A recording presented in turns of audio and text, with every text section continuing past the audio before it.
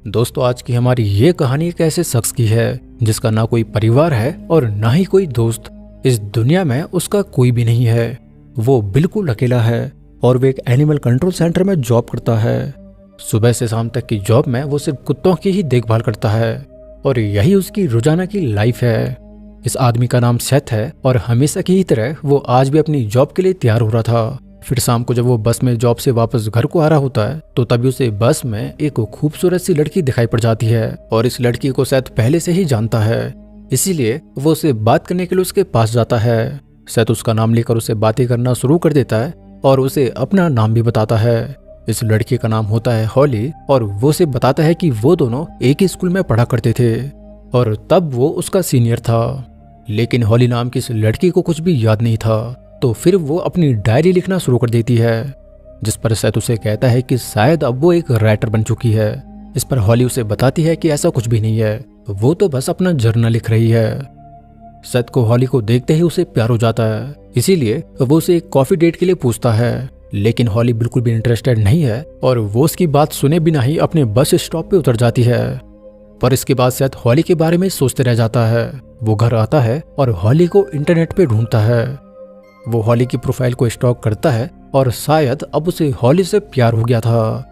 अब दूसरे दिन जब वो जॉब पर जाता है तो वो अपने कोवर्कर नेट से पूछता है कि कैसे वो किसी लड़की को इम्प्रेस कर सकता है, जिस पर उसका कोवर्कर बताता है कि वो बिल्कुल कॉन्फिडेंट रहे, क्योंकि लड़कियों को कॉन्फिडेंट लड़के बहुत पसंद आते हैं। साथ ही साथ वो फनी बने और उसे खूब हंसाए। लेकिन ये सब क्वालिटी से तो सेथ का दूर दूर तक नाता ही नहीं था। खैर, बाद में डॉक्टर उसे बताता है कि वो लेक्सी नाम के एक कुत्ते को लेकर उसके पास आए, क्योंकि लेक्सी उसके अलावा किसी का भी कहना नहीं मानती। तो अब सेथ लेक्सी को डॉक्टर के पास लेके जाता है और डॉक्टर उसे जहर का इंजेक्शन देकर मारना चाहता था, क्योंकि यहाँ पर जिस भी डॉग को कोई अडॉप्ट नहीं करता तो उसका खाने पीने का खर्चा बचाने के लिए ये उसे मार देते हैं। लेकिन लेक्सी को मारने से पहले डॉक्टर सेथ से कहता है कि अगर वो इसे अपने पास रखना चाहता है तो वो इसे रख सकता है। लेकिन बेचारे सेथ की हालत वैसे ही बहुत बुरी है। वो खुद के खर्चे भी बड़ी मुश्किल से उठा पाता है, साथ ही साथ उसकी बिल्डिंग में पेट्स अलाउ भी नहीं थे। तो अब कोई रास्ता ना होने पर डॉक्टर जहर का इंजेक्शन देकर लेक्सी को मार देता है। फिर सेथ उसकी डेड बॉडी को भट्टी में जला देता है और जब वो लेक्सी के पिंजरे में दूसरे कुत्ते का टैग लगा रहा था तो तभी उसे रेस्ट्रिक्टेड एरिया से कुछ अजीब सी आवाज सुनाई पड़ जाती है। खैर, वो इस बात पे गौर तो करता है, पर अब उसकी छुट्टी का टाइम हो गया था। आज रात वो फिर से हॉली की प्रोफाइल को स्टॉक करता है, साथ ही वो उसकी पोस्ट देखकर उसके लाइक्स और डिसलाइक्स भी लिखने लगता है। फिर अगली सुबह वो प्रैक्टिस भी करता है कि कैसे वो कॉन्फिडेंट होकर हॉली से बात करेगा। दरअसल आज वो उस रेस्टोरेंट में जाएगा जहां पर हॉली एज अ वेट्रेस काम करती है, इसलिए वो उससे मिलने से पहले खूब सारी रिहर्सल भी करता है। और जब वो उस रेस्टोरेंट में जाता है तो हॉली उसके पास उसका ऑर्डर लेने के लिए आती है। सेथ उसे बताता है कि वो उसे जानती है, क्योंकि वो दोनों पहले भी बस में मिल चुके हैं। लेकिन हॉली अब भी उसे पहचानने से साफ इनकार कर देती है। सेथ जबरदस्ती उसके बालों की भी तारीफ करता है, जो कि थोड़ा ऑकवर्ड भी हो जाता है, क्योंकि हॉली को उसमें बिल्कुल भी इंटरेस्ट नहीं है। खाना खाने के बाद जब हॉली उसे बिल देती है तो सेथ उससे पूछता है कि क्या वो उसके साथ एक म्यूजिक कंसर्ट पे चलेगी, क्योंकि हॉली की प्रोफाइल से उसने ये जान लिया था कि हॉली को म्यूजिक काफी पसंद है। लेकिन उसके इस ऑफर पर हॉली उसे ये कहकर मना कर देती है कि उसका बॉयफ्रेंड है, तो वो उसके साथ नहीं जा सकती। इसके रिप्लाई में सेथ कहता है कि नहीं, अब तुम्हारा कोई भी बॉयफ्रेंड नहीं है। सेथ जबरदस्ती उस पर चेप हो रहा था। तब हॉली गुस्से में उसके टेबल पे बिल रख के चली जाती है। बाद में घर जाते वक्त हॉली फिर से बस में अपनी डायरी में जर्नल लिखने लगती है। लेकिन जब वो रास्ते से पैदल घर को जा रही थी तो तभी उसे महसूस होता है कि कोई उसका पीछा कर रहा है, और वाकई में ये सेथ था, जो कि उसका पीछा करते हुए यहाँ तक भी आ गया। हॉली घर पहुंचती है और हम देखते हैं कि वो अपनी एक दोस्त क्लेयर के साथ यहाँ पे रहती है। इतने में हॉली को उसके एक्स बॉयफ्रेंड एरिक का कॉल आता है, लेकिन हॉली उससे गुस्से में बात कर कॉल को कट कर देती है। इस पर उसकी दोस्त क्लेयर उसे समझाती है कि उसे अब एरिक को माफ कर देना चाहिए, पर हॉली अब बिल्कुल भी एरिक को नहीं चाहती थी, क्योंकि एरिक ने उसे चीट किया था। दोस्तों, कहानी में आगे बढ़ने से पहले मेरी आपसे एक छोटी सी रिक्वेस्ट है कि प्लीज आप मेरे इस वीडियो को लाइक करें। इससे मुझे मोटिवेशन मिलता है कि मैं आपके लिए सबसे बेहतर मूवी एक्सप्लेनेशन लेके आऊं। खैर, हॉली अगले दिन काम पर जाती है तो देखती है कि किसी ने उसे फ्लावर्स भेजे हुए हैं। हॉली को लगता है कि ये जरूर उसके एक्स बॉयफ्रेंड एरिक ने उसे मनाने के लिए भेजे होंगे। तो अब ये देख वो रात में एरिक को एक बार में मिलने के लिए तैयार हो जाती है, जहां पर एरिक उसे बताता है कि वो अपने इस रिश्ते को एक और मौका देना चाहता है। लेकिन अब हॉली उसके साथ बिल्कुल भी नहीं रहना चाहती। साथ ही वो उसे कहती है कि वो उसे फ्लावर्स भेजना भी बंद कर दे। तो इस पर एरिक कहता है कि उसने तो कोई भी फ्लावर्स उसे नहीं भेजे। अब ये सुन हॉली बिल्कुल शॉक हो जाती है और वो समझ जाती है कि ये काम किसी और का नहीं बल्कि सेथ का ही होगा। वो क्लब से बाहर खुली हवा में आती है और फिर से अपनी डायरी लिखने लगती है कि तभी ना जाने कहां से सेथ यहाँ पर आ जाता है, जो कि अब तक भी उसका पीछा कर रहा था। सेथ उसे बताता है कि वो उसे कोई साइको ना समझे, वो तो बस उससे बात करना चाहता है। साथ ही वो पूछता है कि उसे फ्लावर्स कैसे लगे, यानी कि वो फ्लावर्स किसी और ने नहीं बल्कि सेथ ने ही उसे भेजे थे। लेकिन हॉली एक बार फिर से उसे पहचानने से साफ इनकार कर देती है, जिस वजह से अब सेथ को काफी बुरा लगता है। कन्वर्सेशन में सेथ उसके हाथ को छूने की कोशिश करता है, जिस पर हॉली भड़क जाती है, या ये कहें कि वो कुछ ज्यादा ही ओवर रिएक्ट करती है। इन दोनों के बीच हाथापाई हो जाती है और हॉली बार में अंदर आकर एरिक को ये सब बताती है। अब एरिक इस बात पर सेथ की अच्छे से धुलाई कर देता है, साथ ही साथ वो उसे इस बार से भी बाहर फेंक देता है। सेथ बहुत बुरी तरह जख्मी हो गया है और वो मुश्किल से खड़ा हो पाता है। अपने सामने उसे एक डायरी नजर आती है, जो कि हॉली की ही डायरी थी। वो डायरी को उठाता है और उसे अपने पास रख लेता है। घर जाकर सेथ सबसे पहले अपनी मरहम पट्टी करता है, फिर बाद में वो पूरी रात हॉली की उस डायरी को पढ़ता है। अब अगले दिन सेथ दोबारा से काम पर जाता है, लेकिन आज वो इस रेस्ट्रिक्टेड एरिया में जाता है जहां पर किसी को भी जाना अलाउ नहीं था। वो देखता है कि वो जगह काफी बड़ी है और वहां पर एक सीक्रेट बेसमेंट भी है।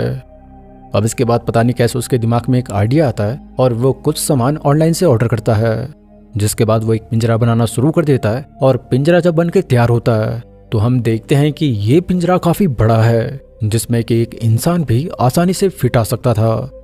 बाद में वो फिर से हॉली की डायरी पढ़ने लगता है और फिर डायरी पढ़ने के बाद वो बेहोशी और पैरालाइज का इंजेक्शन अपने पास रख लेता है। यहीं पर हमें शक हो जाता है कि उसके दिमाग में कुछ तो खुरापात चल रही है। इतना ही नहीं कि वो पहले उस इंजेक्शन को खुद पर ही लगाकर टेस्ट करता है, ये जानने के लिए कि क्या वो बेहोशी का इंजेक्शन सुरक्षित भी है या नहीं। इंजेक्शन को खुद पर इंजेक्ट करने के बाद वो बेहोश हो जाता है और कुछ वक्त बाद फिर से जब उसे होश आता है तो अब वो ये जान गया था कि ये इंजेक्शन बिल्कुल सुरक्षित है। बाद में जब हॉली अपने घर को आ रही थी तो उसे महसूस होता है कि उसका कोई पीछा कर रहा है, और वाकई में ये सेथ था, जो कि अभी भी किसी अनजान वजह से उसका पीछा कर रहा है। तो अब हॉली बिल्कुल सतर्क हो जाती है और वो अपने हाथ में पेपर स्प्रे थाम लेती है कि तभी एक आदमी हॉली से टकरा जाता है और हॉली डर कर उसकी आंखों पर ही पेपर स्प्रे यूज कर देती है। लेकिन ये बेचारा तो एक होमलेस आदमी था, जो कि गलती से हॉली से टकरा गया था। वो होमलेस बूढ़ा आदमी तड़पने लगता है, लेकिन हॉली को इससे कोई भी फर्क नहीं पड़ता। हॉली जब अपने घर पे आती है तो आज वो वाइन पीने लगती है, फिर बाद में नशे की धुत में वो होश खो बैठती है और इसी चीज का फायदा उठाकर सेथ उसके घर में एंटर कर जाता है। हालांकि हॉली को लग भी जाता है कि उसके घर में कोई तो एंटर हुआ है, लेकिन वो सोचती है कि शायद ये उसकी रूममेट क्लियर होगी। अब जैसे ही वो बेड पे सोने जाती है तो सेथ एकदम से उसके ऊपर हमला कर देता है और उसकी पूरी बॉडी को जकड़ते हुए वो बेहोशी का इंजेक्शन इंजेक्ट कर देता है। हॉली बेहोश हो जाती है और फिर सेथ एक बड़े से बॉक्स में उसे पैक कर अपने वर्क प्लेस पे लेके आ जाता है, लेकिन उसका कोवर्कर नेट उसके बॉक्स को देखकर उसे अंदर जाने से रोक देता है। पर सेथ उसे झूठ बोलता है कि ये तो मालिक का एक पार्सल है। ये दोनों बातें कर ही रहे हैं कि इतने में बॉक्स से हॉली के कराहने की आवाज आती है, लेकिन सेथ बहुत ही चालाकी से खांस कर उस आवाज को दबा देता है और नेट को लगता है कि ये आवाज इसी से आ रही है। इसके बाद सेथ उस बॉक्स को बेसमेंट में लेकर जाता है और जब हॉली को होश आता है तो वो खुद को एक पिंजरे में पाती है। वो एकदम से घबरा जाती है और पिंजरे को तोड़ने की कोशिश करने लगती है।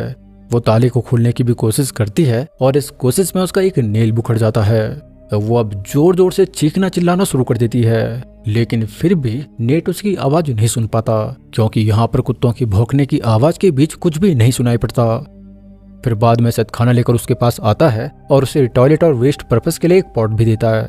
सेथ उसे दोबारा से अपना नाम बताता है, ये कहकर कि शायद वो उसे फिर से भूल गई होगी।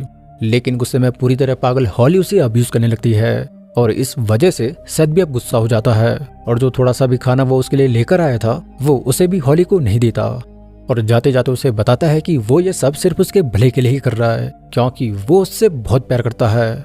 पूरा दिन बीत जाता है और फिर जब शाम को सेथ दोबारा से हॉली के पास आता है तो देखता है कि हॉली अभी लगभग अधमरी हालत में है। वो उसे पानी पिलाता है और उसे खाना भी देता है, लेकिन यहाँ से जाते वक्त हॉली उसका पैर पकड़ लेती है और रोते हुए कहती है कि प्लीज वो उसे छोड़कर ना जाए। वो उससे पिंजरे को खोलने की भी भीख मांगती है, लेकिन फिर से सेथ वही सब कहता है कि वो ये सब सिर्फ उसी के भले के लिए कर रहा है। इतना कहकर वो वहां से चला जाता है और अब हॉली बिल्कुल अकेले पड़ जाती है।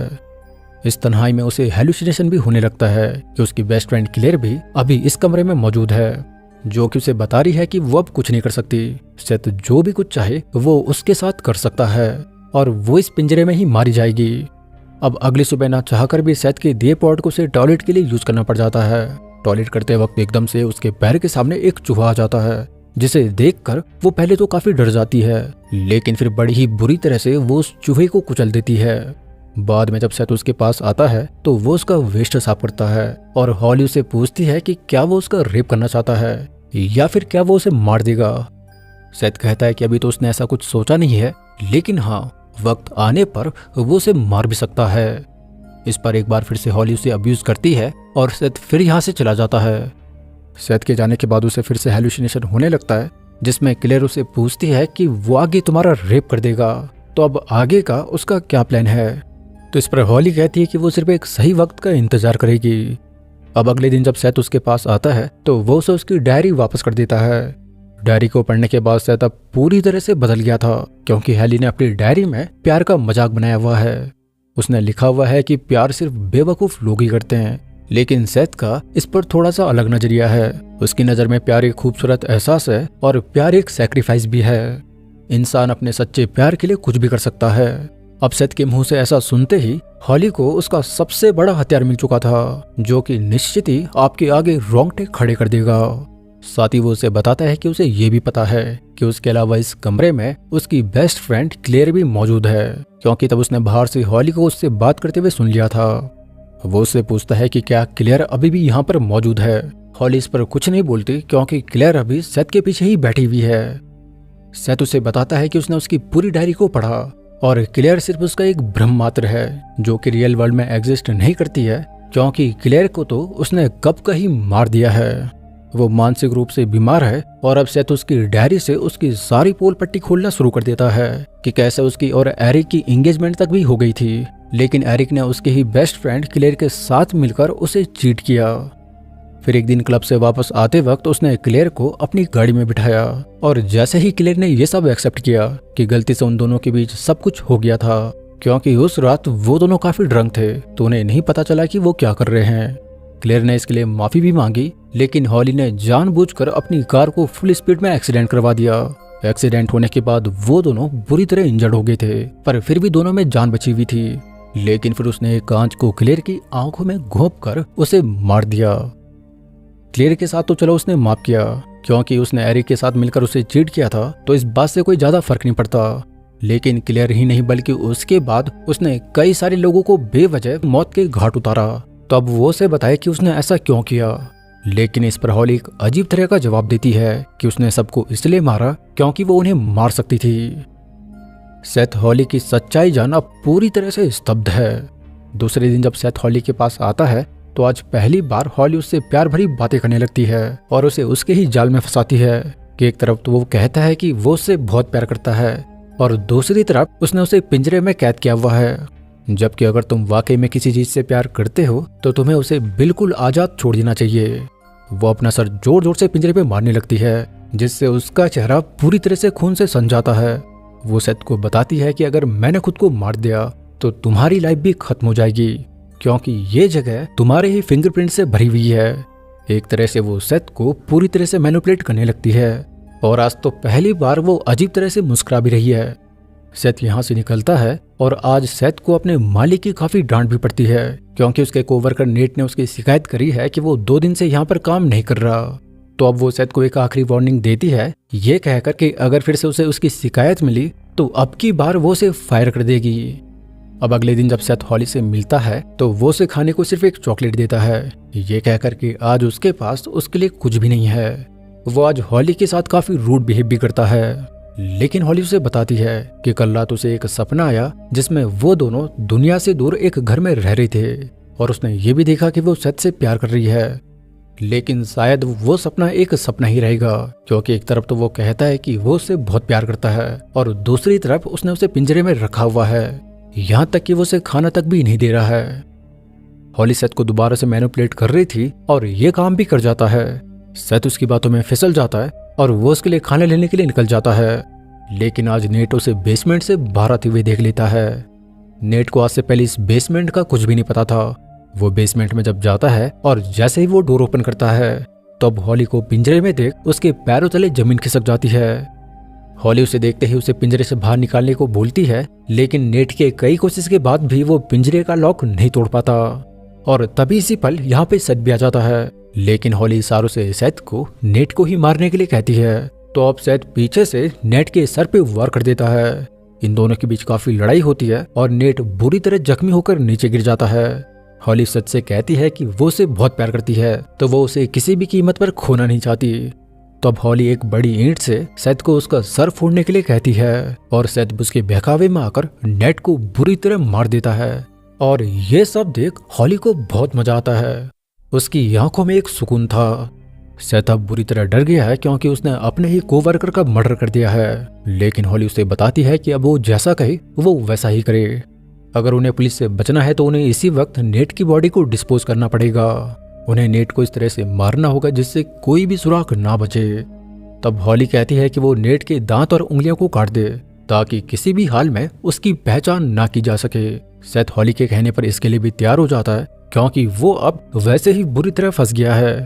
वो नेट के दांत और उसकी उंगलियों को काट देता है। फिर बाद में आरे की मदद से सेथ नेट की बॉडी को पीसेस में काटने लगता है। हालांकि वो ऐसा नहीं करना चाहता है, लेकिन हॉली के कहने पर उसे ऐसा करना पड़ जाता है क्योंकि हॉली बिना सुराग छोड़े मर्डर करने में पहले ही एक्सपर्ट है और सेथ को किसी भी हाल में जेल नहीं जाना था। तो अब कोई चारा ना होने पर वो नेट की डेड बॉडी के कई टुकड़े कर देता है और ये सब होता देख हॉली काफी इंजॉय करती है। ये पूरा कमरा खून से भर जाता है, लेकिन हॉली को तो खून से कुछ ज्यादा ही प्यार है। नेट के कई सारे टुकड़े कर सेथ हॉली के कहने पर उन्हें वहां के कुत्तों को ही खिला देता है, तो वहीं बाकी बची बॉडी को वो भट्टी में जलाकर खत्म कर देता है और बाद में खुद ही वो पुलिस को कॉल कर नेट के गायब होने की खबर भी दे देता है।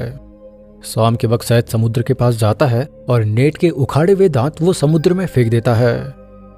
अब जब दूसरे दिन पुलिस उससे पूछताछ करती है तो ऑफिसर को उसके ऊपर ही शक हो जाता है क्योंकि सेथ नेट को लेकर पास्ट टेंस में बात कर रहा था।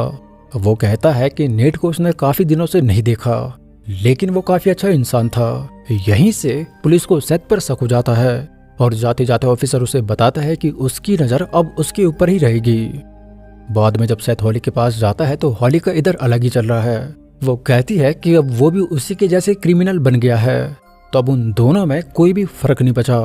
लेकिन सेथ बताता है कि जो भी कुछ यहाँ पर हुआ वो उसने अनजाने में किया, तो वो उसे अपने साथ न समझे। दूसरी तरफ हॉली खाना भी नहीं खा रही थी और सेथ उसके खाना न खाने से परेशान हो जाता है क्योंकि जैसे भी हो वो उससे बहुत प्यार करता है। लेकिन हॉली तो उससे नाराज है और वो कहती है कि एक तरफ तो वो कहता है कि वो उससे सच्चा प्यार करता है और दूसरी तरफ उसने उसको कैद करके रखा हुआ है, तो अब वो खुद बताए कि वो उस पर कैसे यकीन करे कि उसका प्यार सच्चा है। पता नहीं क्यों वो भी अब उससे प्यार करने लगी है। उसने तो उसके साथ रहने का भी सोच लिया था, लेकिन अब उसे सेथ के प्यार पर बिल्कुल भी भरोसा नहीं है। तो अब सेथ कहता है कि वो ऐसा क्या करे जिससे उसको विश्वास हो कि वो उससे सच्चा प्यार करता है। तो अब इस पर हॉली कहती है कि वो सबूत के तौर पर जब उसे अपनी एक उंगली काट कर देगा तो जाके ही वो उसके ऊपर विश्वास करेगी। सेथ ऐसा सुनते ही इस चीज के लिए साफ मना कर देता है, पर हॉली फिर से उसे मैनिपुलेट करती है कि उसे पहले से ही पता था कि वो उसके लिए कुछ भी नहीं कर सकता। उसने बस उसे पिंजरे में रखा हुआ है जैसे कि लोग अपने पेट को रखते हैं। वो उसका प्यार नहीं बल्कि मात्र उसका एक पेट है। और ये बात सेथ के दिल को चुभ जाती है।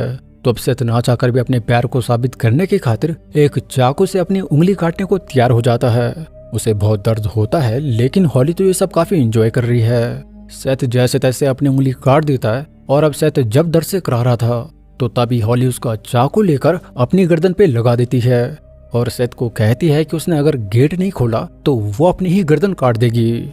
सेथ उससे प्यार करता है तो अब वो उसे मरता हुआ नहीं देख सकता था, इसलिए वो अब जैसे तैसे पिंजरे का लॉक खोल देता है। पिंजरे से बाहर आने के बाद हॉली सेथ के पास आती है और उसे दीवार से चिपका कर उसे किस करती है।